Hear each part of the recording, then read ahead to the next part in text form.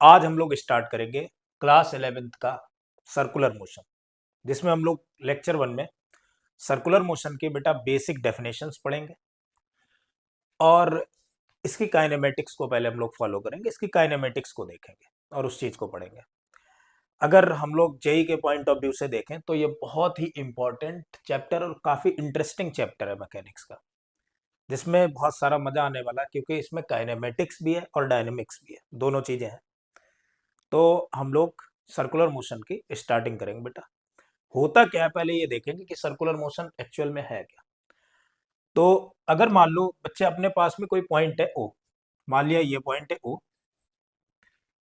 और इस पॉइंट की, अच्छा एक बात बता दो बच्चे, बहुत दिनों से मैंने कोई लेक्चर बनाया नहीं था, 2-3 महीने हो गए, 4 महीने होने को आया, तो अब से स्टार्ट होगा और शायद कंटिन्यूटी बनी रहेगी कि जब तक कि सारी चीजें फिनिश नहीं हो जाती, सारे चैप्टर को मैं यूट्यूब पे डाल नहीं देता हूँ। तो बिल्कुल भगवान का नाम लेकर के, श्री राम का नाम लेकर के स्टार्ट करते हैं बेटा सर्कुलर मोशन का लेक्चर नंबर 1। और इसमें हम लोग आज जो पढ़ेंगे वो काइनेमेटिक्स के बारे में पढ़ेंगे। जैसे सर्कुलर मोशन को हम दो पोर्शन में डिवाइड करेंगे, एक तो सर्कुलर मोशन की काइनेमेटिक्स और दूसरी है सर्कुलर मोशन की डायनेमिक्स। तो इनिशियली हम लोग काइनेमेटिक्स देखेंगे, एक लेक्चर, 2 लेक्चर, 3 लेक्चर में इसे खत्म कर लेंगे, 3 लेक्चर में। और उसके बाद हम लोग सर्कुलर मोशन की डायनेमिक्स देखेंगे, यूनिफॉर्म सर्कुलर मोशन की और नॉन यूनिफॉर्म सर्कुलर मोशन की, और उसके बाद में एक सेशन अपना प्रॉब्लम का हो जाएगा। अच्छा, उसके बाद एक सेशन हम लोग और करेंगे जिसमें एडवांस के पीवाई क्यूज करेंगे। मेंस के पीवाई क्यूज की, अगर मेंस का भी एग्जाम आने वाला है थोड़े दिनों में, उसकी जरूरत पड़ेगी तो मेरे ख्याल से मैं वो भी करने की कोशिश करूंगा। तो उसकी एक अपन लोग सीरीज चला लेंगे कि मेंस के पीवाई को किस तरीके से करेगा, ठीक है। तो अभी तो फिलहाल में बच्चे सर्कुलर मोशन देखते हैं। मान लिया कि अपने पास में कोई पॉइंट है बेटा ओ और एक पॉइंट पी है, ये पी पॉइंट ओ पॉइंट के अबाउट ऐसे मूव कर रहा है कि इसके ओ पॉइंट से डिस्टेंस जो है वो हमेशा फिक्स रह रही है। तो जो पी पॉइंट का मोशन है, that motion is called circular motion. अच्छा बच्चे, मैं ये बिल्कुल नहीं कह रहा हूं कि ये जो ओ पॉइंट है वो फिक्स है, मैंने ये बिल्कुल नहीं कहा। हो सकता है वो पॉइंट फिक्स हो और हो सकता है वो पॉइंट क्या कर रहा हो बच्चे, मूव कर रहा हो। वो पॉइंट मूव भी कर सकता है और करेगा भी, सही बात है। जैसे मैं ये कहूं कि अगर मान लो मैंने ओ पॉइंट फिक्स कर दिया ये, और पी पॉइंट ऐसे मोशन कर रहा है कि इसकी इससे डिस्टेंस हमेशा कैसी रह रही, इक्वल रह रही, तब भी ये मोशन जो है वो कैसा है, सर्कुलर मोशन। तब भी ये मोशन कैसा है, सर्कुलर। ये फिक्स है distance and this fix distance is called the radius of that circular motion.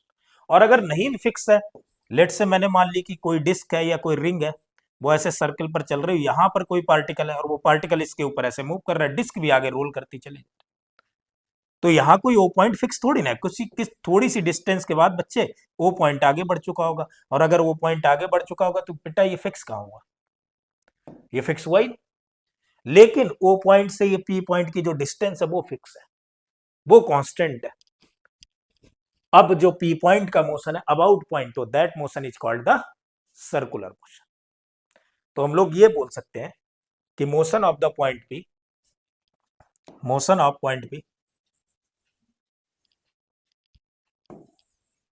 Motion of point P, motion of point P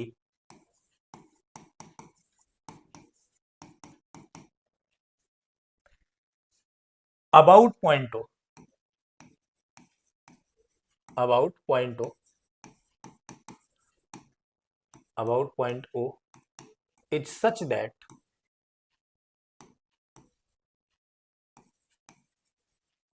is such that distance between point O and P, यानी distance O P remains constant,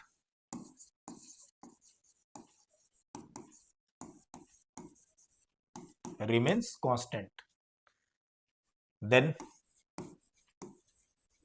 motion of P is called circular motion।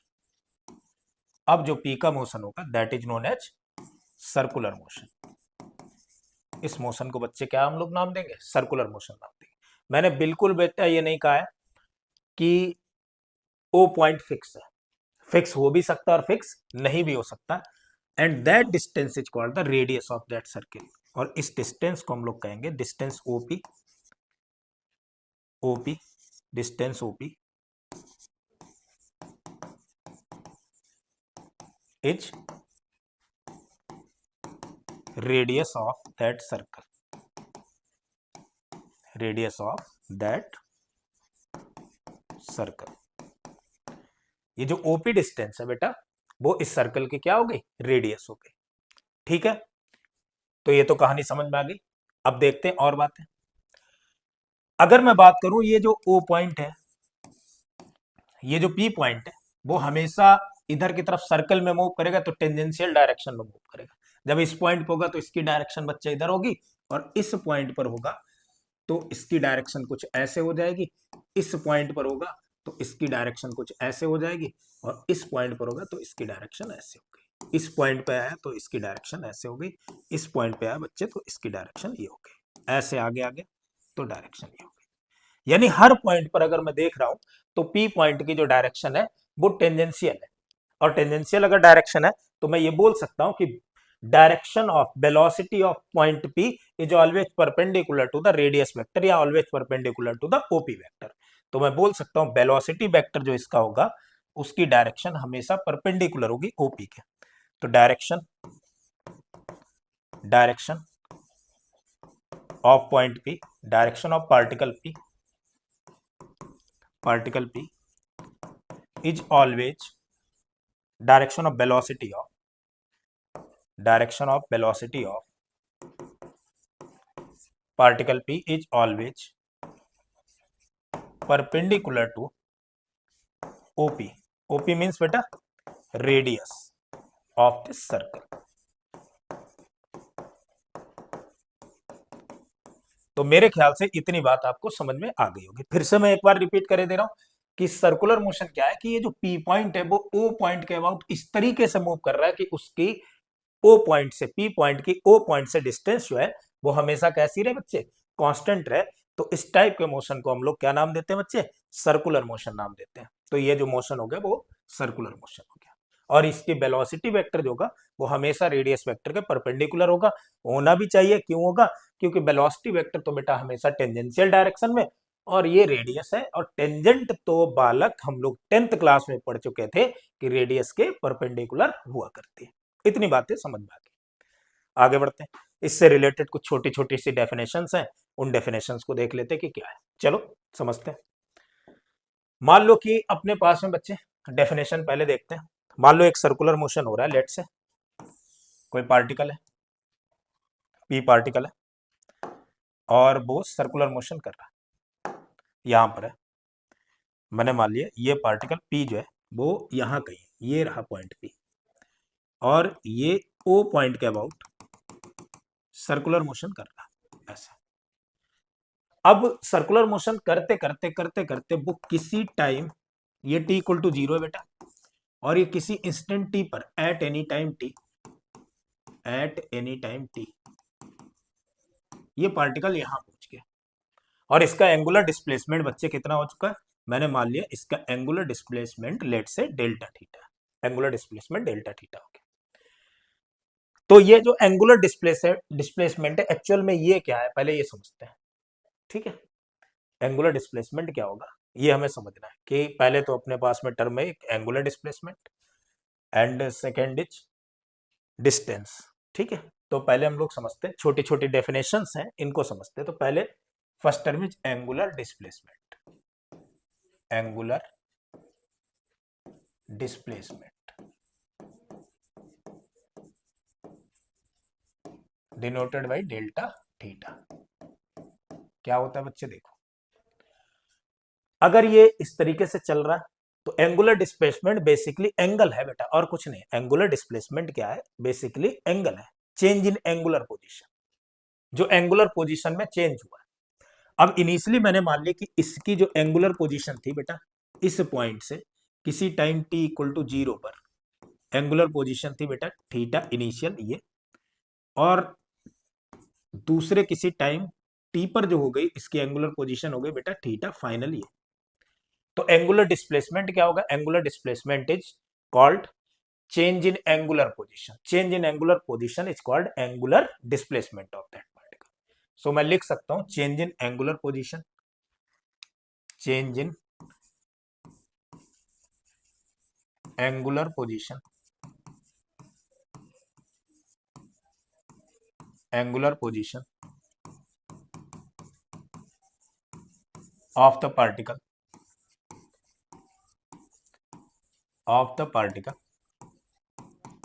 is known as angular displacement, is known as angular displacement। भाई जैसे linear position में change होता था ना बेटा, वैसे ही angular position में चेंज होगा। जैसे मैं अगर मान लो लीनियर पोजीशन का चेंज देखता तो मैं किसी को तो फ्रेम लेता, मैंने ये मान लिया वाई एक्सिस, ये मान लिया एक्स एक्सिस, आगे स्पेस में कोई जेड एक्सिस है, यहां कोई पोजीशन वेक्टर है और इस पोजीशन वेक्टर का जो पोजीशन वेक्टर है इसका वो r1 है, ये कोई पॉइंट p है, इसका पोजीशन वेक्टर r1। अच्छा ये पार्टिकल p यहां से मूव करते करते इस तरफ पहुंच गया, अब इसने कुछ चेंज किया, मैंने कह दिया अब इसका पोजीशन वेक्टर कितना हो गया r2।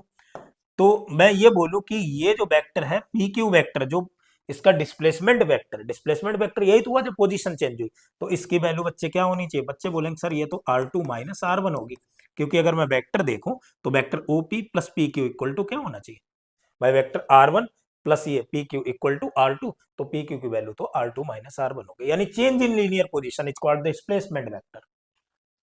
तो ऐसे change in angular position is called the angular displacement, यानी इसे मैं लिखूंगा डेल्टा थीटा और इसकी वैल्यू होगी theta final minus theta initial.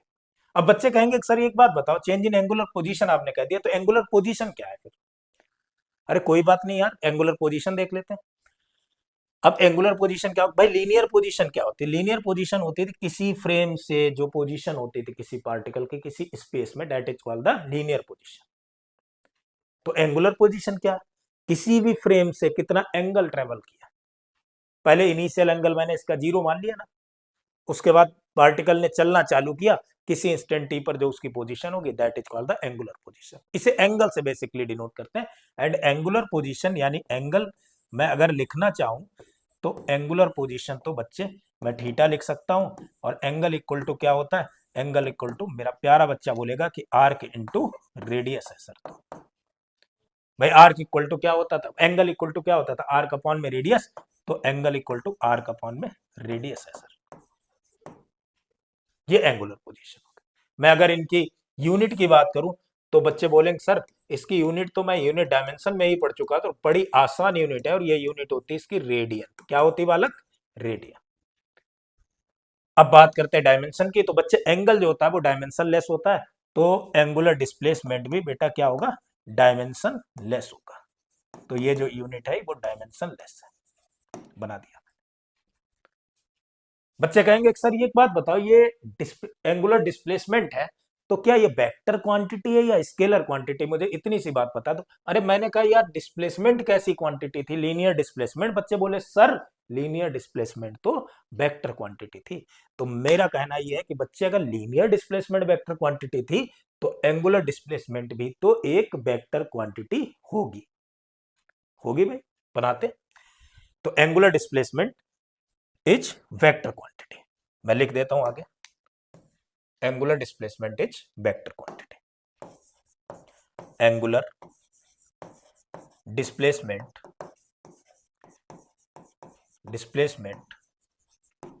Is a vector quantity. Vector quantity, angular displacement एक वेक्टर क्वांटिटी है। अरे भाई ठीक है, अगर एंगुलर डिस्प्लेसमेंट एक वेक्टर क्वांटिटी है तो सर एक बात बताओ किस टाइप का ये वेक्टर? वेक्टर के तो मैंने टाइप पढ़े थे सर, एक यूनिट वेक्टर था, एक पोलर वेक्टर था, एक एक्सियल वेक्टर था, बहुत सारे वेक्टर थे। तो ये किस टाइप का वेक्टर है? तो मेरा जवाब होगा बच्चे ये तो एक्सियल वेक्टर है। क्या होते थे axial vector? Axial vectors are those vector which have rotating effect, जो रोटेटिंग इफेक्ट रखते हैं, ये रोटेटिंग इफेक्ट है। And direction of that vector is along the axis of rotation. उस वेक्टर की डायरेक्शन किसके अलोंग होती थी बेटा? एक्सिस ऑफ रोटेशन के अलॉन्ग होती थी। तो ये वेक्टर क्वांटिटी है, और कैसा वेक्टर है बच्चे, ये तो एक एक्सियल वेक्टर है। एंड डायरेक्शन क्या होती है बेटा, direction of this vector, direction of angular displacement, angular displacement is along the axis of rotation. Angular displacement की डायरेक्शन बच्चे किसके अलोंग होगी, एक्सिस ऑफ रोटेशन के अलोंग होगी। ठीक है, बहुत अच्छी बात है। चलो, तो कैसी कैसी डायरेक्शन होनी चाहिए भाई, कोई बड़ी बात नहीं, मैं बना के दिखाता हूं। अगर मान लो ये अपने पास में ये रहा, इस तरीके से सर्कुलर मोशन हो रहा है, और पार्टिकल t इक्वल टू 0 पर ये रहा, यहां पर ये कोई पार्टिकल है p, ये t इक्वल टू 0 पर यहां, किसी इंस्टेंट t पर पार्टिकल जो है इतना एंगुलर डिस्प्लेसमेंट उसने कवर किया, और ये एंगुलर डिस्प्लेसमेंट डेल्टा थीटा करके at any time t, at any time t पर। कोई बात नहीं, डायरेक्शन सर बता दो जरा क्या होगी। अरे भाई कोई दिक्कत नहीं है, मैं तो डायरेक्शन बताने के लिए बैठा हूं। अगर इसकी डायरेक्शन की बात करें बेटा, तो डायरेक्शन क्या होनी चाहिए, ये जिस तरफ घूम रहा है, अगर ये इधर की तरफ घूम रहा है, डेल्टा थीटा इधर है, तो उधर की तरफ ही फिंगर्स को ऐसे कर्ल कर लो, ऐसे फिंगर्स को कर्ल किया। डायरेक्शन बेटा कौन बताएगा, थंब। तो थंब की डायरेक्शन है वही, यहां देखो थंब की डायरेक्शन इस तरफ आ रही, तो एंगुलर डिस्प्लेसमेंट की भी डायरेक्शन किधर हो गई, अरे भाई इधर होनी भी चाहिए, ये तो एक्सिस है ना, इसका एक्सिस ऑफ रोटेशन तो यही हुआ। तो ये जो डायरेक्शन है इसके perpendicular, that direction is called direction of the angular displacement. यानी कि ये जो डायरेक्शन है एंगुलर डिस्प्लेसमेंट की बेटा, वो कैसी हो गई, आउटवर्ड। कैसी डायरेक्शन हो गई बच्चे, आउटवर्ड डायरेक्शन। बच्चे कहेंगे सर इनवर्ड कैसी डायरेक्शन होगी, अरे यार इनवर्ड भी होगी। मान लो अगर ये सर्कल मैंने ऐसे बना दिया, और पार्टिकल जो है वो इस तरीके से रोटेट कर रहा है, लेट से ऐसे, इधर से इधर, डेल्टा थीटा। अब अगर मैं इसकी डायरेक्शन में ऐसे करके फिंगर्स को ऐसे कर्ल करूं, इसकी डायरेक्शन में ऐसे कर्ल किया, तो एक्सिस अंदर की तरफ जा रहा, थंब अपना अंदर की तरफ जा रहा, और जब अंदर की तरफ जा रहा तो मैं डिनोट करूंगा क्रॉस से, ये इनवर्ड डायरेक्शन हो गई। तो ये जो डायरेक्शन है वो बेटा इनवर्ड है, ये जो डायरेक्शन है वो बच्चे आउटवर्ड है।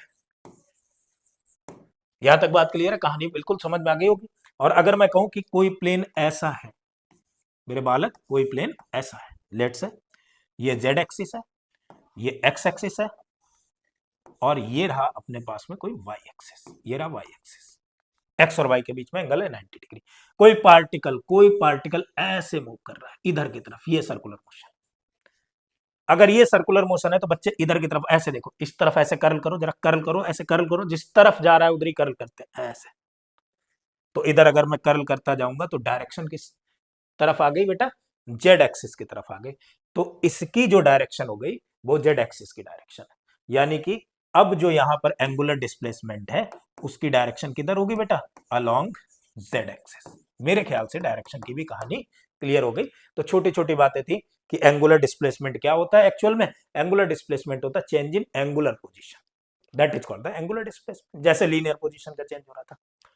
बेटा कैसी क्वांटिटी है, मैंने बता दिया वेक्टर क्वांटिटी। बच्चे बोले सर कौन सा वेक्टर है, मैंने कहा एक्सियल वेक्टर है। अरे एक्सियल वेक्टर है तो डायरेक्शन किसके अलोंग होगी, एक्सिस के ही अलोंग होगी। और एक्सिस इन सब के किधर है, ये ऐसे घूम रहा तो बेटा एक्सिस बाहर की तरफ है, ये ऐसे घूम रहा तो बेटा एक्सिस अंदर की तरफ है, और ये इधर की तरफ घूम रहा तो axis along the Z axis है।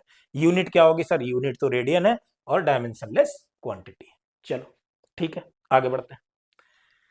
तो अगर एंगुलर पोजीशन हो गया तो हम लोग काइनेमेटिक्स में और क्या पढ़ते थे यार, पहले तो डिस्प्लेसमेंट पढ़ते थे, एंड डिस्प्लेसमेंट के बाद में हमने एक और टर्म पढ़ा था, that is called the velocity. यार अभी एक और सर चीजें बची है, आप बता दो तो अच्छा रहेगा। मैंने कहा क्या, बच्चा बोले सर डिस्टेंस और बता दो कि क्या होती है। अरे भाई कोई दिक्कत नहीं, अगर मैं डिस्टेंस या डिस्प्लेसमेंट की बात करूंगा तो भी अपने को कोई दिक्कत नहीं है। भाई अगर ये एंगुलर डिस्प्लेसमेंट कर रहा है तो बच्चा बोला सर कुछ लीनियर डिस्प्लेसमेंट भी तो कर रहा होगा, लीनियर डिस्प्लेसमेंट और लीनियर डिस्टेंस भी चलेगा। मैं कहूंगा हाँ भाई बालक बिल्कुल चलेगा, उनका पाथ भी है। तो देख लेते हैं जरा। अगर मैंने कहा ये वाला जो पार्टिकल है, ये पार्टिकल ऐसे जा रहा है, तो P से लेकर के पॉइंट Q तक जो वैल्यू है, जो पाथ लेंथ है, that is called the distance. तो मैं डिस्टेंस की अगर बात करूं बच्चे, तो डिस्टेंस क्या होनी चाहिए, मेरा बच्चा बोलेगा एकदम चिल्ला करके चीख करके बोलेगा, ये जो पॉइंट पी क्यू जो आर्क है, जो आर्क लेंथ है किसकी, पी क्यू की, that is called the distance, इसकी डिस्टेंस हो गई। और बेटा ये आर्क लेंथ जो होती है वो क्या होती है, एंगल इंटू रेडियस, और मैंने कहा भाई यहां पर तो एंगल है D theta and radius is R, तो आर्क लेंथ यानी distance travelled by this particle is R delta theta. बच्चे बोलेंगे सर डिस्प्लेसमेंट भी बता दो, मैं कहूंगा क्यों नहीं भाई, मुझे तो डिस्प्लेसमेंट निकालना भी आता, अगर ये वैल्यू आर है, ये वाली वैल्यू भी आर है, ये angle delta theta, then shortest distance between the initial point and final point is called the displacement, linear displacement, angular नहीं। So linear displacement of that particle, linear displacement of the particle,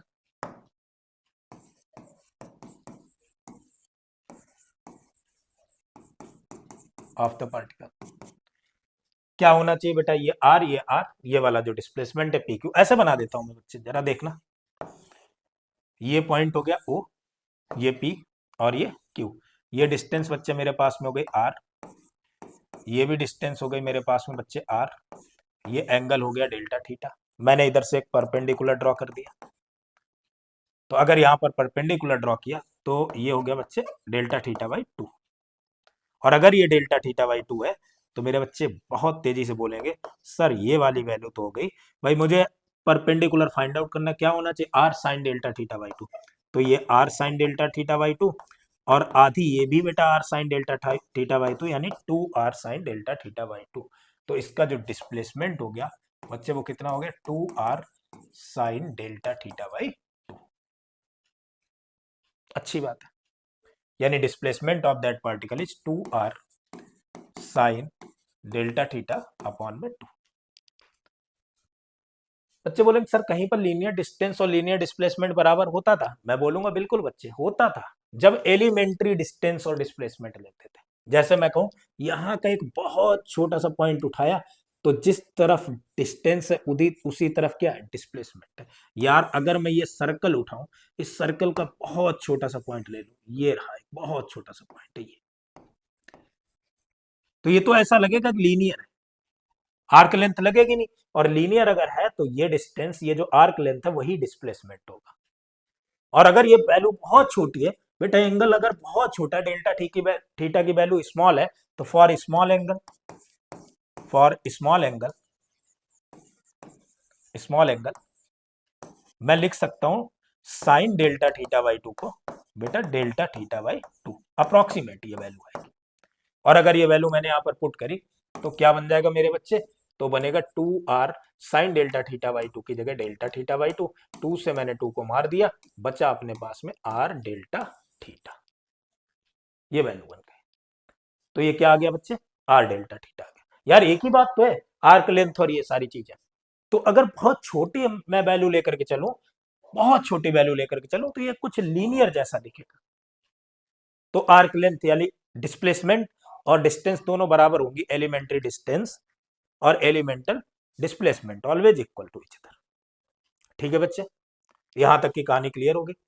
तो sir अगर angular displacement और angular distance cover कर लिए, तो मेरा मन है कि मैं एंगुलर वेलोसिटी के बारे में भी जानना चाह रहा हूं कि क्या होती है, चलो निकाल लेते हैं बच्चे कि एंगुलर वेलोसिटी क्या है, समझो जरा, एंगुलर वेलोसिटी,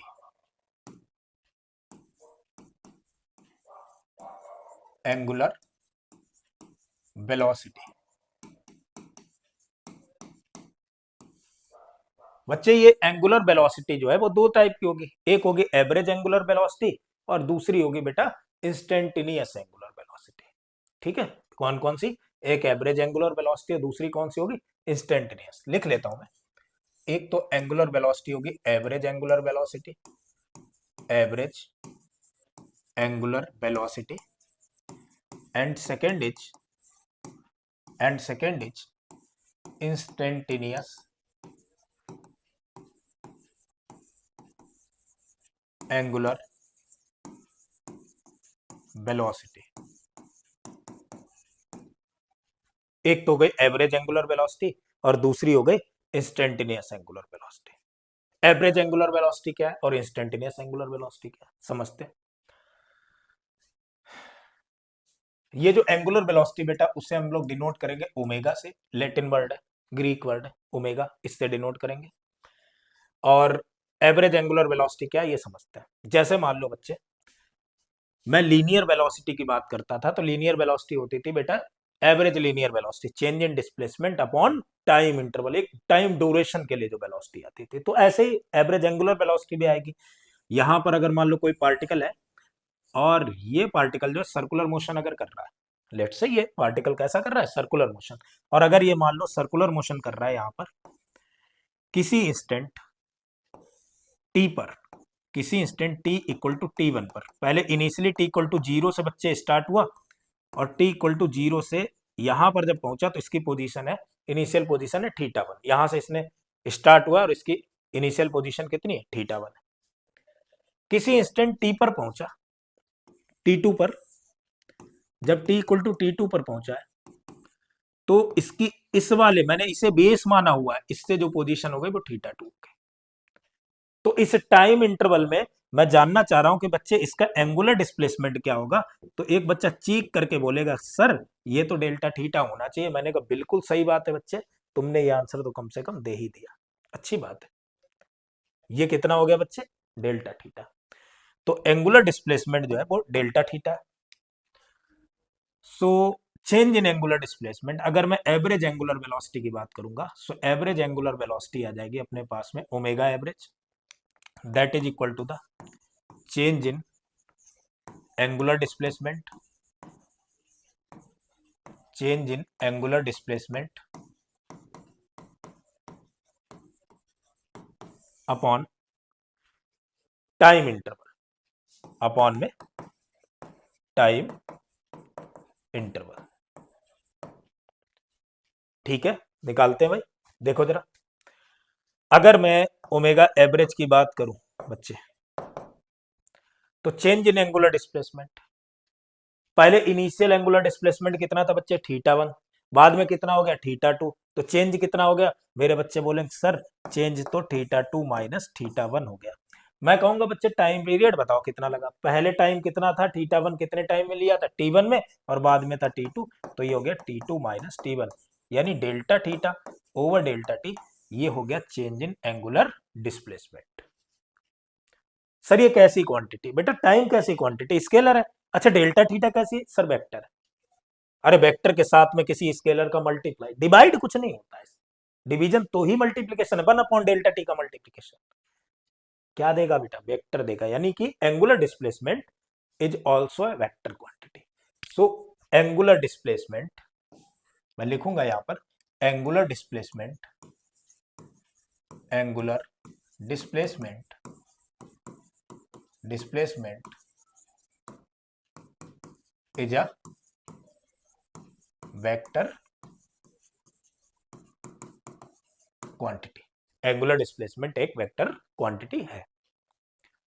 अगर ये वेक्टर क्वांटिटी है सर, तो एक बात बताओ इसकी डायरेक्शन क्या होगी। भाई डायरेक्शन इसकी भी एक्सिस के ही अलोंग होगी। क्यों, क्योंकि जिधर डेल्टा थीटा, बेटा है तो delta theta upon delta T, अब डेल्टा टी तो स्केलर है, तो डायरेक्शन को इसकी शो करेगा डेल्टा थीटा की। तो जिधर एंगुलर डिस्प्लेसमेंट की डायरेक्शन, उधर ही एंगुलर वेलोसिटी की डायरेक्शन, यानी ये भी एक एक्सियल वेक्टर है। तो मैं डायरेक्शन की अगर बात करूंगा, तो direction along axis of rotation, direction along axis,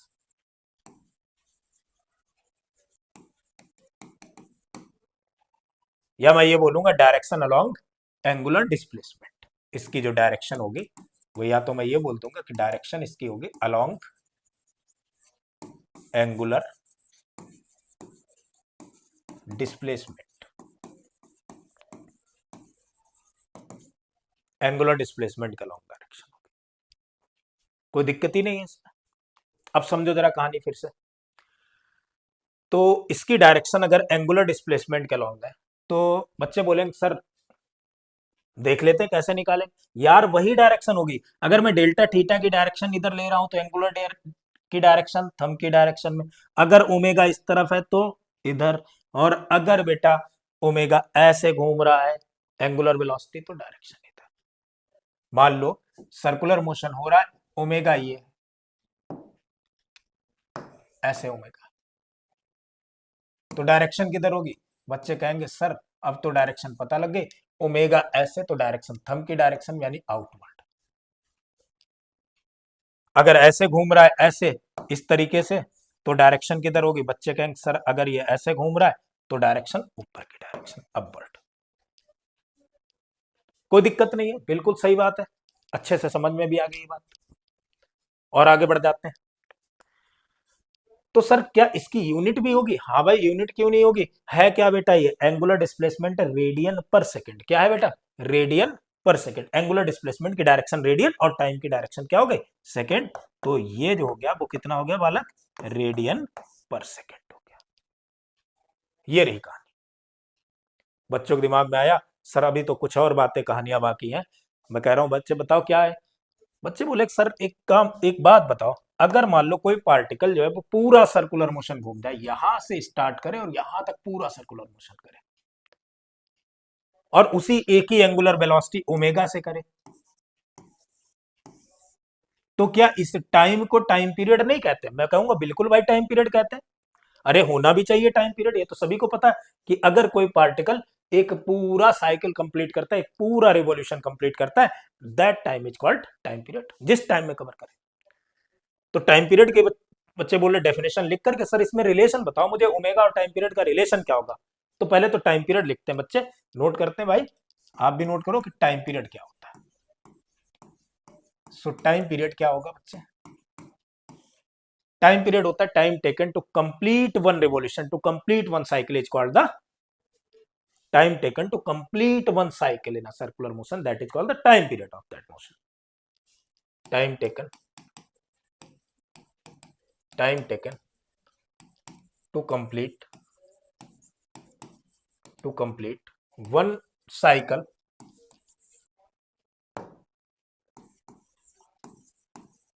or revolution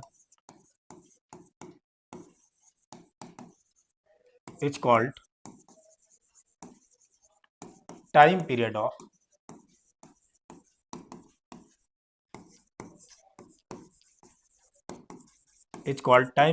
that motion.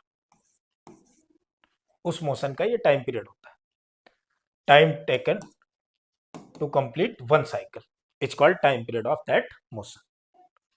अब सर ये इसी ओमेगा से कर रहा है, तो ओमेगा ये एवरेज हुआ या इंस्टेंटेनियस? बेटा पहले ये बताओ, किसी टाइम ड्यूरेशन में तो काम हुआ, किसी इंस्टेंट पर तो नहीं हुआ ना, तो ये तो ओमेगा एवरेज हुआ। और बच्चे ओमेगा एवरेज की वैल्यू क्या होती थी? मैंने कहा भाई ये अभी इनिशियली स्टार्ट कर रहा है, यहाँ थीटा इनिशियल कितना है? 0 है। पूरा रिवॉल्यूशन किया, बच्चे बोले सर थीटा फाइनल अब 0 तो नहीं है, कितना हो चुका है? बच्चे बोलेंगे वो तो 2 पाई हो चुका है। टाइम कितना लगा? टाइम पीरियड के बराबर, यानी टी के बराबर। तो ओमेगा एवरेज की जो वैल्यू थी मैंने ओमेगा मानी है, and that is equal to the theta 2 minus theta 1 upon T2 minus T1। अब देखो भाई थीटा 2 कितना है? 2 पाई। थीटा 1 कितना है? 0 अपॉन T2 माइनस T1। बच्चे बोले सर T2 तो पूरा टाइम पीरियड T है, T1 मैंने 0 से स्टार्ट किया। तो ओमेगा और 2 पाई में एक रिलेशन आया। बच्चे बोले सर ये तो मुझे पता लग गया कि ओमेगा की वैल्यू जो है वो 2 पाई अपॉन में टी के इक्वल है। कहानी क्लियर हो गई, कोई दिक्कत वाली बात ही नहीं। That is the time period. अब बच्चे सब कहेंगे सर ये एक और डेफिनेशन हो सकती है, अगर मुझे टाइम पीरियड मिल गया है तो ये तो पार्टिकल बार बार अपने सर्कुलर मोशन को रिपीट कर रहा होगा, और बार बार कोई मोशन रिपीट किया जाता है, that is called the frequency. यानी इसके मोशन की फ्रीक्वेंसी क्या होगी मुझे तो वो भी देखना। तो देख लेते हैं बच्चे, कोई दिक्कत नहीं। यानी फ्रीक्वेंसी देखो, नेक्स्ट इज फ्रीक्वेंसी क्या होगी समझो। फ्रीक्वेंसी, तो फ्रीक्वेंसी क्या होती है कि एक सेकंड में जितने साइकिल कंप्लीट हो जाए, that is called the frequency. यानी यूनिट टाइम में जितने साइकिल कंप्लीट हो जाए, तो number of cycle, number of revolution, number of cycle और revolution in unit time is called frequency। Is called frequency, denoted by F. Frequency को किससे denote करेंगे बेटा? एफ से डिनोट करेंगे। It is denoted by F. अब सोचो जरा, टी सेकेंड में कितने रिवॉल्यूशन कंप्लीट हुए? बच्चे बोलेंगे सर एक रिवॉल्यूशन, पूरा एक रिवॉल्यूशन। भाई 1 सेकेंड में कितने हुए होंगे? बच्चे बोलेंगे सर 1 सेकेंड में हुए होंगे रिवॉल्यूशन 1/t। और ये जो 1 सेकेंड में यूनिट टाइम में रिवॉल्यूशन है, that is called the frequency. यानी मैं बोल सकता हूं बच्चे कि फ्रीक्वेंसी जो होगी वो क्या होगी? 1 टाइम पीरियड होगी। इसकी यूनिट की अगर बात की जाए तो बच्चा चिल्ला करके बोलेगा सर यूनिट तो पर सेकेंड हुई। मैं बोलूंगा बेटा एक और होती है, वैज्ञानिक थे हर्ट्ज, उन्होंने भी इसका नाम दिया था फ्रीक्वेंसी की यूनिट तो हर्ट्ज भी होगी। अच्छा, ओमेगा के साथ इसका क्या रिलेशन है? मेरा प्यारा सा बच्चा बोले सर ये बात तो सब्जी वाले को भी पता है कि omega equal to 2 pi upon में टी था। So omega equal to 2 pi into 1/t में रखूंगा और 1/t की जगह फ्रीक्वेंसी रख दूंगा और ये वैल्यू हो जाएगी 2 पाई इंटू फ्रीक्वेंसी। ये एंगुलर वेलोसिटी और ओमेगा फ्रीक्वेंसी में रिलेशन है। लेकिन ये ओमेगा है कौन सा? बच्चे बोलेंगे सर ये तो एवरेज एंगुलर वेलोसिटी है। भैया इंस्टेंटेनियस एंगुलर वेलोसिटी है, नहीं है। तो अब इंस्टेंटेनियस एंगुलर वेलोसिटी है क्या? मैं बताता हूं भाई क्या होती है। So next is instantaneous angular velocity. समझो जरा। तो अगला है बेटा इंस्टेंटेनियस एंगुलर वेलोसिटी।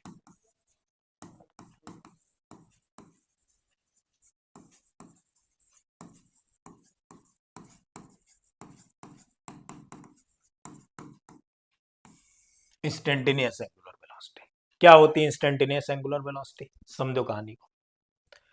मान लो अगर कोई पार्टिकल है, किसी इंस्टेंट पर उसकी एंगुलर वेलोसिटी कैसे, जैसे इंस्टेंटेनियस लीनियर वेलोसिटी थी वो थी rate of change of displacement, तो यहां rate of change of angular displacement यानी rate of angular displacement, rate of change of angular displacement, angular displacement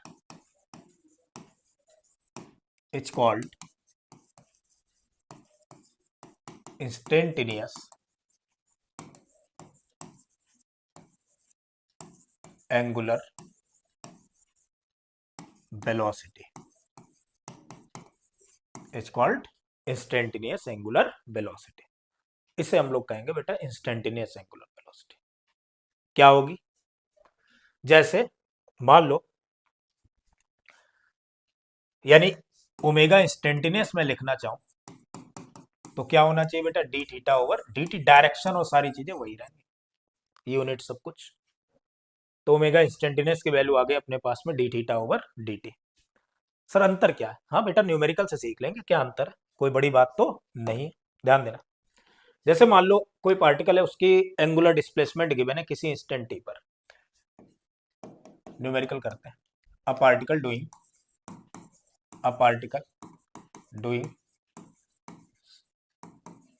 circular motion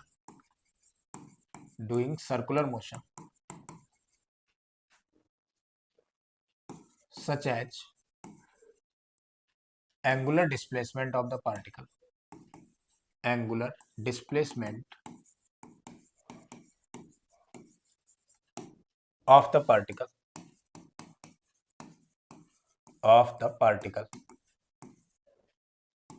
varies as theta equal to 2t square plus 3t plus 1, ऐसे, where t is in second and theta is in radian। ठीक है। then find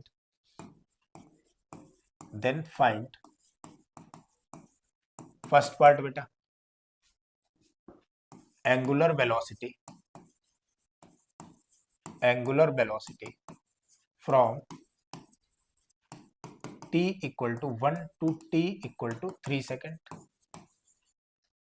and second is angular velocity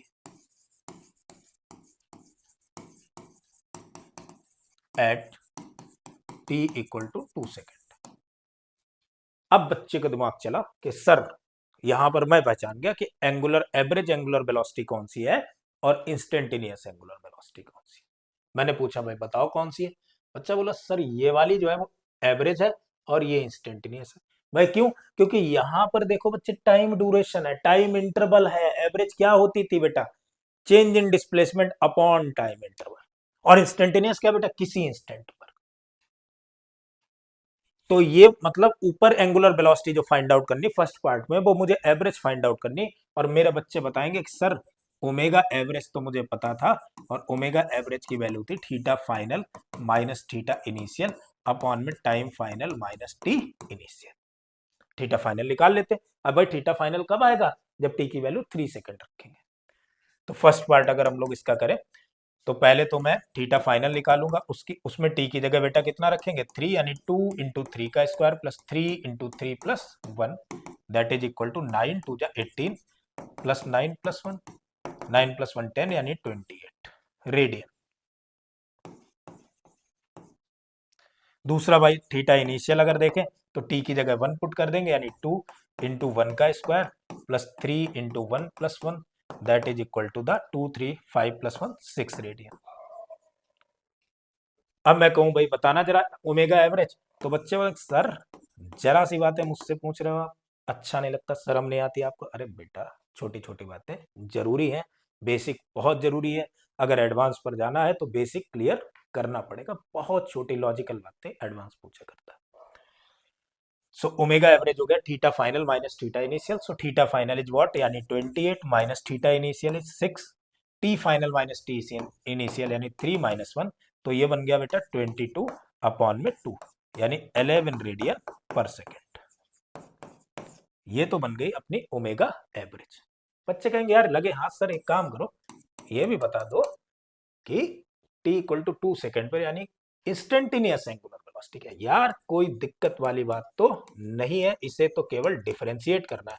तो theta को बेटा t के respect में अगर differentiate करोगे तो यहाँ d of dt of theta अगर देखेंगे बेटा कितना आ जाएगा? 2t² का हो गया 4t प्लस 3। t की जगह बच्चे क्या रखेंगे? सारे बच्चों को पता होगा कि डिस्प्लेसमेंट इसका डिफरेंशिएशन कैसे करें। तो यानी 4t + 3। अब मुझे यहाँ पर वैल्यू आ गई बच्चे 4t + 3, टी की जगह क्या रखना है? बच्चे कहेंगे सर 2 सेकेंड रख दो। अरे यार रख देता हूँ, कोई दिक्कत वाली बात नहीं। मैंने अगर 2 सेकेंड यहाँ पर रखा तो 4 × t की जगह 2 + 3 दैट इज ऑल्सो 11 रेडियन पर सेकेंड। तो बच्चे बोलेंगे सर ये क्यों आया? यार ये इसलिए आया, t 1 से 3 के बीच में कहीं 2 आता है, और इसकी जो एंगुलर वेलोसिटी वो लीनियरली डिपेंड कर रही टाइम के ऊपर, इसलिए ऐसा आ गया। इसकी मीन के बराबर हो जाएगा। अगर लीनियरली नहीं डिपेंड करती ना तो ऐसा नहीं आता। मेरे ख्याल से यू गॉट इट। ठीक है, आगे बढ़ते हैं बच्चे, समझते हैं और बातों को। अब बच्चे बोले सर एवरेज एंगुलर वेलोसिटी के बारे में थोड़ी सी और बात बता दो। मैं कहूंगा बिल्कुल भाई पूछ लो, क्या दिक्कत है? कोई दिक्कत वाली बात तो नहीं है।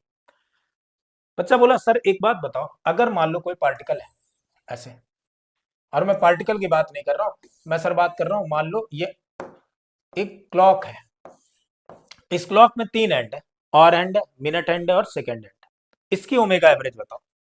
मैं कहूंगा कोई बड़ी बात नहीं, find find omega average of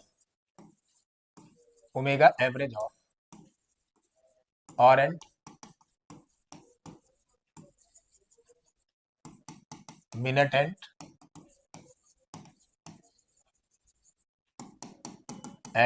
second and. अरे मैं कह रहा यार बहुत बड़ी बात नहीं, सिंपल सी बात है। मुझे पता है बेटा ये तो पूरे टाइम पीरियड में ही चलेंगे। सो ओमेगा एवरेज की वैल्यू तो 2π/t होगी।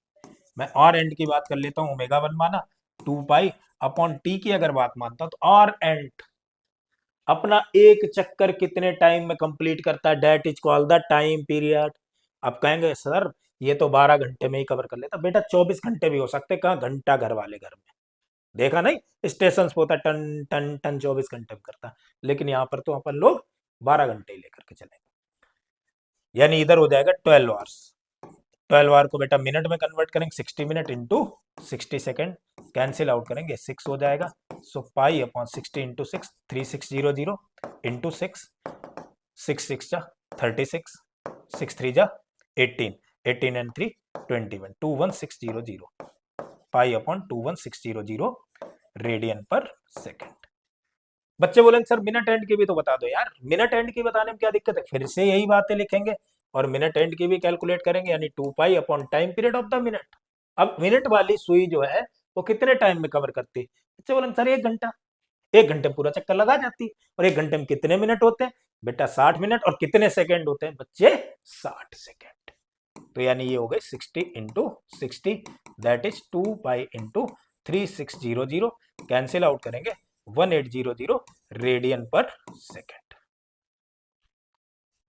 बच्चा कहेगा सर सेकेंड हैंड, अरे यार वो तो 1 मिनट में ही कवर करती है, और उसकी जो वैल्यू आ जाएगी वो कितनी हो जाएगी? 2 पाई अपॉन में T3 and that is equal to 2 pi upon 60 second, यानी 1 मिनट। तो पाई/30 रेडियन पर सेकेंड।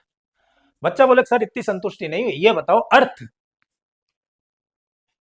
की टाइम पीरियड क्या होती है, एंगुलर स्पीड क्या होती है, एवरेज एंगुलर स्पीड, अगर वो अपने एक्सिस ऑफ रोटेशन के अबाउट घूमे। तो यार कोई बात नहीं, find angular speed of the earth, find angular speed of earth, average angular speed of earth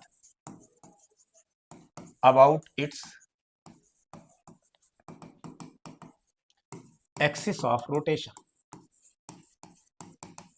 अरे बालक बुड़बक, अर्थ कितने टाइम में पूरा घूमती है? सर 18 घंटे। अरे यार 24 घंटे में दिन रात होते हैं ना, तो ऐसे घूम जाती पूरी। तो 24 घंटे। सो 2 पाई अपॉन 24 आवर्स। एक आवर में बेटा 60 मिनट, 1 मिनट में 60 सेकेंड। अरे है। कितना बना बेटा? पाई अपॉन, इसका 2 टाइम्स कर देंगे, यानी कि 216 का कितना होगा बेटा? 216 का मेरे ख्याल से 43200। इतने रेडियन पर सेकेंड। बच्चा बोला सर संतुष्टि नहीं मिली, थोड़ी और दिक्कत है।